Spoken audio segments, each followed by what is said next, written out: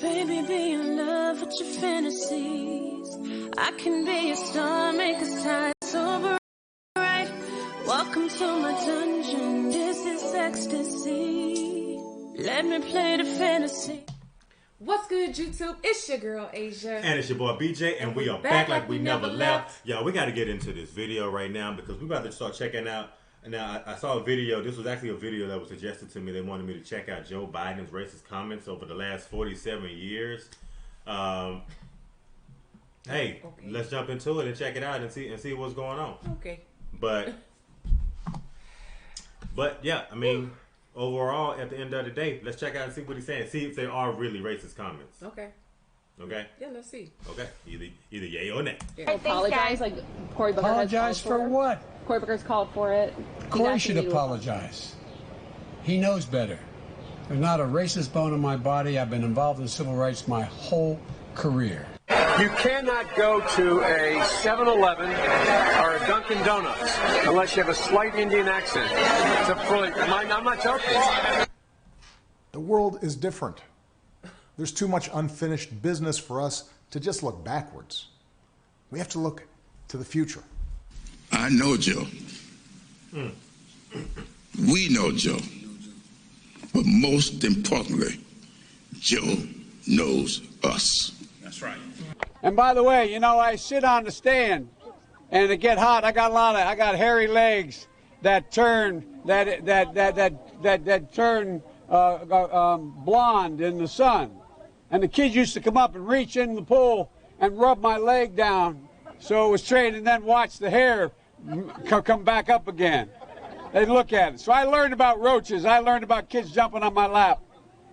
And I've loved kids jumping on my lap. Wait. What did that got to do with roaches? What did he said he learned about roaches? Run that back. Run that back one more time real quick. Just one more time because that just sounded a little weird. Okay. Yeah, let me. Okay. Right. Yeah, right there. And by the way, you know, I sit on the stand and it get hot. I got hairy legs that turn turn blonde in the sun. And the kids used to come up and reach in the pool and rub my leg down so it was straight, and then watch the hair come back up again. They'd look at it. So I learned about roaches. I learned about kids jumping on my lap. And I've loved kids jumping on my lap. I feel like that probably was not the best analogy. However, he was trying to use that in his context in regards to just learning about getting to know or getting associated, getting to know other black kids. With learning about cockroaches. That was not the best context I would have put it in. And the analogy, that was very poor. I just didn't get it. I didn't get it either. I'm just like, what is he talking about? My hair would lay down and then they would watch it stand back up. And so I learned about roaches when the kids would come and jump on my lap. Yeah, he lost me with that. I don't know. I don't know. I really don't. Roaches as in what?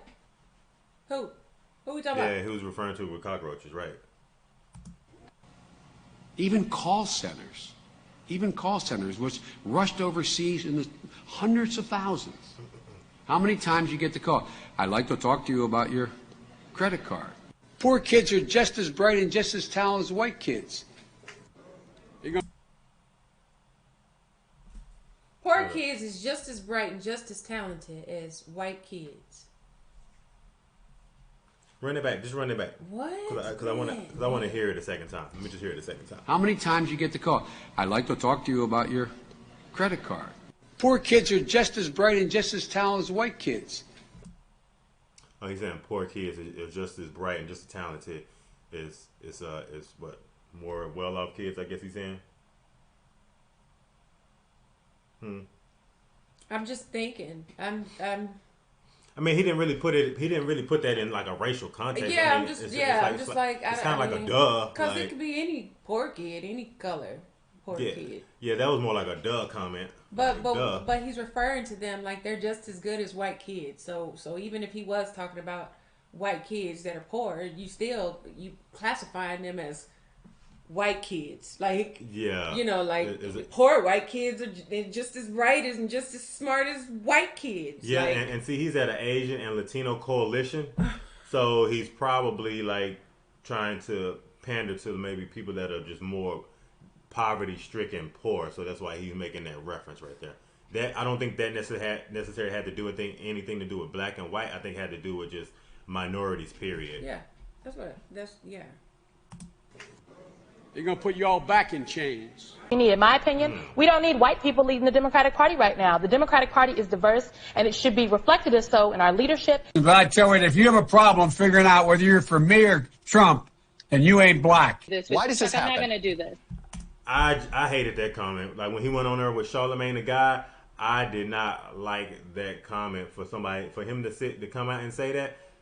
And it doesn't even have to be Joe Biden. It could have been anybody that's running for president. If you come out and you say something just that flagrant like that, you ain't black if you don't vote for me. And so what does that mean for the black conservatives? Like, are they that's what he are they not that's black? who he's talking to. Man, that's also who. I mean, he's just talking to black people. Period. But yeah, conservatives, anybody. You know, that's what he's saying. Come on. Man. Whether you're for me or Trump, and you ain't black. Why does this happen? I'm not going to do this. I'm not going to do this because Chuck, I'm not going to do this because let me just be really clear. Vice President Biden absolutely has a respect level for all people around him, for voters across this country, young people, older voters, voters of color, black people, Latino voters, indigenous, Asian American, Pacific Islander. So I'm not going to even traffic in any hypothetical conversation about if he is sensitive enough. In my opinion, we don't need white people leading the Democratic Party right now. But I tell you, if you have a whoa, she flipped that. She kind of recanted. She had to recant on that right there. Yeah, and not just that, but it's showing that she's like the senior advisor as well. So you know, she kind of has her stuff together to make sure she kind of. Well, I mean, that's gives that lip service. You tell one thing, and then you turn around and say something completely opposite. You 1,000% just contradicted what you said. Yeah, I just feel like I just felt like Joe Biden is just too comfortable with black people like that. He's just too comfortable. Enough. In my opinion, we don't need white people leading the Democratic Party right now. But I tell you, if you have a problem figuring out whether you're for me or Trump, and you ain't black. I think Joe Biden might be suffering from that same white entitlement and privilege and ego, where he's just that old school white male who feels like, hey, man, they need me, I don't need them, or I got them already. Joe Biden is under fire this evening on comments he made about working alongside segregationist senators in the past. Biden recalling his early Senate career, bringing up two segregationist senators, Herman Talmadge and James Eastland, who called African Americans an inferior race. I was in a caucus with James O. Eastland, Biden said. He never called me boy. He always called me son. At least there was some civility. We got things done. We didn't agree on much of anything. We got things done. I think the two-party system, although my Democratic colleagues don't like me saying this, I think the two-party system is good for the South and good for the Negro, good for the black in the South. Other than the fact that they still call me boy, I think they've changed their mind a little bit. It's that old school white male. The new integration plans being offered are really just a quota system to assure a certain number of blacks, Chicanos, or whatever in each school. That, to me, is the most racist concept you can come up with. What it says is, in order for your child with curly black hair, brown eyes, and dark skin to be able to learn anything, he needs to sit next to my blonde hair, blue-eyed son. Who said that? They're saying for him to learn anything, the new integration plans being offered are really just a quota system to assure a certain number of... Okay, so yeah, it's just a quota system to make sure that they have a certain amount of Chicanos, blacks, you know, or whoever in the school, just to make sure they have a certain amount of number. But basically, all he's saying is that at the end of the day, that doesn't matter because they just need to sit next to my blonde hair, blue-eyed son in order to learn anything. Was that what? Okay, so was that a quote, or was it like? That's a quote from a 1975 interview. That's from a 1975 interview. Yeah, right there, 1975. That's right. Okay. It's that old school white male. Yeah, I don't like that comment at all.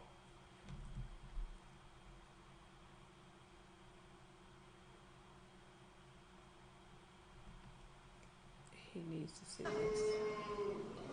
They're going to put you all back in chains.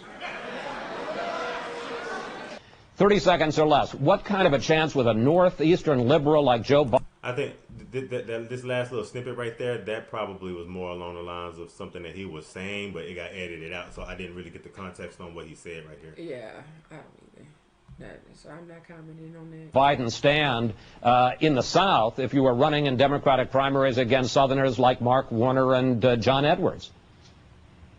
Better than anybody else. And you don't know my state. My state was a slave state. My state is a border state. My state is the 8th largest black population in the country. My state is anything from a northeast liberal state. It's that old school white male. Choosing Joe to be my vice president was one of the best decisions I ever made. Not the first sort of mainstream African American who is articulate and bright and clean and a nice looking guy. I mean, that's a storybook, man. My son is Attorney General a year in Iraq, came back, and that's one of the things that he finds was most in need. When he was over there in Iraq for a year, people would come to him and talk about what was happening to them at home in terms of foreclosures, in terms of bad loans that were these Shylocks who took advantage of these women and men. Back from Mumbai to go meet with President Xi in China. I stopped in Singapore to meet with a guy named Lee Kuan Yew, who most foreign policy experts around the world say is the wisest man in the Orient. There's not a racist bone in my body. But I tell you, if you have a problem figuring out whether you're for me or Trump, and you ain't black. I had to say that line one more time. Yeah, Joe Biden really is that ignorant, and that is who the Democrats want you to stand in line and vote for. So, yeah, I mean, this video obviously is a few years old. That's obvious. It's a few years old. I was not even, like me personally, I wasn't even aware of some of the comments that he made. The only one that I was aware of was the one that when he went in front of the Senate and said the N-word. That's the only one that I was aware of, and I was aware of that one before, his whole campaign run. My thing is, again, like, I just don't like that he uses the black, I'm from a black state. Mine is the 8th largest black, he harkens on that, so it just gives me more, it just gives me, all I can do is just say, it just gives me more evidence to sit here and say that, yeah, I feel like he really does pander towards the black community to get the vote, That might be harsh to say, but when you don't give me much evidence to say otherwise, when you say if you don't vote for me, then you're not black, that's just cut, clear and concise racist. Yeah, that's a racist comment. It's very, very. I mean, very. It's almost like it's appalling. Okay, like to say the least. Like some of this stuff, I'm just kind of like, man, there is no way. Like, there was a few things that he said where I was like, I would have had to see like the full clip to know how it was edited, to kind of know what context it was. But a lot of things that I did see, especially mainly that one, I'm just like, okay. Like even when he was campaigning for president, and when I saw that when he talked to Charlemagne the God, I was like, bro, what are you doing? Yeah. And then they brought Cardi B on there as well to talk, and I just didn't like it, Yeah, I mean I feel like until we actually did that interview with Cardi B and Candace, no, it wasn't. It was Candace Owens and Cardi B, and Candace actually started kind of like just kind of stating her opinion on what she thought about what was actually going on. I feel like that's when I was just kind of like, like Cardi B is as big as she is, like, and it didn't take that for me to realize probably like exactly what was actually going on with that. Obviously, the election and stuff like that was coming up, so why not try to go big, okay? Like, it's go big or go home. You almost got to do anything and everything to get people to vote for you, and that's exactly what he was doing. Like, I feel like he used Cardi B to do exactly that, pander. And it worked. Yeah. I mean, not to say that there aren't any white people that did vote for him or any other minorities that voted for him in general, but I don't know. Y'all. Yeah, but one thing that we do have to understand about politics, especially in today's time, they all pander to some degree. Well, yeah, but I just feel like when you are an international, like a national leader of your country, and for you to get up there and make statements like that, either you are bold as hell, or you feel like you fit in that well that you can make those type of comments to people, and nobody would think anything more of what it was that you said. Yeah, like you said, I feel like he's too comfortable, and I feel like he feels like he has the track record because he even harkens back to like the civil rights movement and all these other people that could potentially vouch for him. You know, so like you said, I think he just feels comfortable that he could say that. Obviously, you got to be extremely comfortable to say that. You know, even in an election time, when you can either sink or fail. You can either sink or swim in regards to that particular comment. Either it's gonna help you swim, or that's just gonna sink your whole campaign. And for him to say that and be comfortable enough to say it, you know, that does show a little bit more. And you know, in regards to like the inside and kind of what someone kind of thinks on the inside. Yeah, you know? Right. I agree. And then saying it out. But everything, like there was, and I do agree with you. There was some stuff in here where I'm just like, I didn't understand the cockroach thing. Okay, the context I was didn't just understand what it was that he was trying to say. I think he was trying to make a joke because people in the background were laughing. Like something about it was funny. Maybe we missed the context of what it was that he was trying to explain with cockroach. I don't know because look, I just don't want to jump to any conclusion when you say that, because if it's not completely clear, then I don't want to cast any aspersion on it, you know. Agreed. But the only thing I can sit here and say, because like I said, I heard it for myself, is like I said when he said the N-word, and then you know the Breakfast Club about black people voting for him, you know. So hey, y'all let us know, are these comments racist, or are they kind of borderline? In regards to the video, was the editing messed up? Like y'all talk to us, y'all speak to us, y'all let us know. Yeah. So hey, if y'all enjoyed this video, be sure you give us a big thumbs up, like, comment, and subscribe. Smash the notification bell. Join this family. And if ain't nobody else told you, I love you. And we're going to see y'all in the next video, y'all. Absolutely. FOE, baby. Bye.